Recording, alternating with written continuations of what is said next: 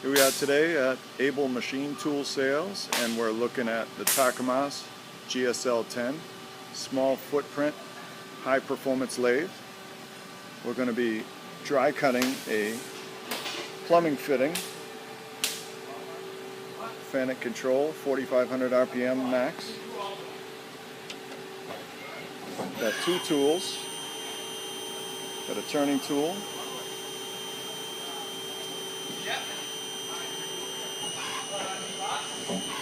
And a threading tool.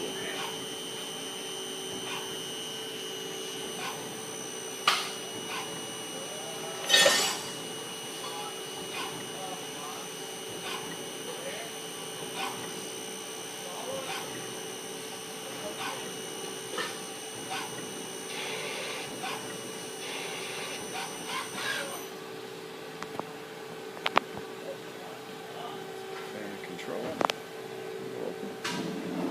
Take a look at the part. There we go.